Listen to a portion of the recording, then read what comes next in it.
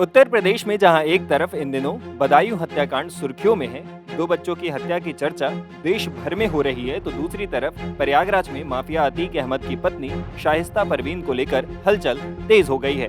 दरअसल प्रयागराज के उमेश पाल हत्याकांड में लंबे समय से फरार चल रही शाइस्ता को पकड़ने के लिए पुलिस ने देर रात छापेमारी की है। शाइस्ता और उसकी देवरानी जैनब फातिमा की तलाश में बुधवार देर रात 1 बजे से लेकर गुरुवार सुबह 5 बजे तक प्रयागराज के कई इलाकों में पुलिस ने छापेमारी की। चकिया, कसारी मसारी और हटवा गांव में पहुंची पुलिस को कोई खास जानकारी नहीं मिल सकी। बताया जा रहा है कि पुलिस को खबर मिली थी कि शाइस्ता परवीन और जैनब प्रयागराज में आई हुई हैं। दरअसल गुरुवार को प्रयागराज कोर्ट में अतीक अहमद के दूसरे बेटे अली अहमद की पेशी थी। आशंका जताई गई थी कि बेटे से मिलने के लिए शाइस्ता और जैनब प्रयागराज आई हुई हैं।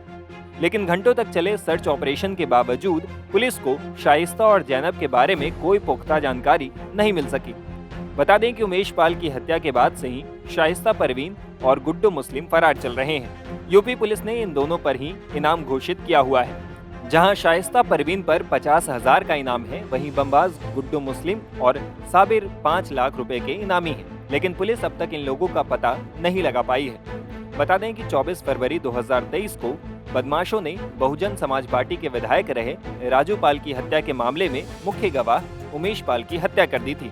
पहले तो उनकी गाड़ी पर ताबड़तोड़ फायरिंग की गई, फिर उमेश पाल गाड़ी से निकलकर जब अपने घर की तरफ भागे तब बदमाशों ने उनको निशाना बनाकर बम भी फेंके थे।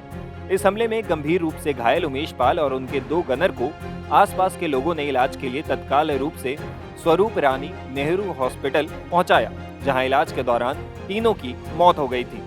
उमेश पाल हत्याकांड में अतीक अहमद का नाम सामने आया था। अतीक अहमद और अशरफ अहमद पर उमेश पाल की हत्या की साजिश रचने का आरोप लगा था।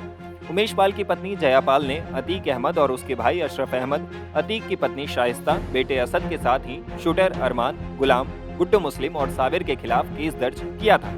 इनमें से अतीक और अशरफ समेत 6 आरोपी मारे जा चुके हैं। शाइस्ता, गुड्डू मुस्लिम और अशरफ की बीबी जैनब समेत दूसरे आरोपी अब भी पुलिस की गिरफ्त से बाहर हैं।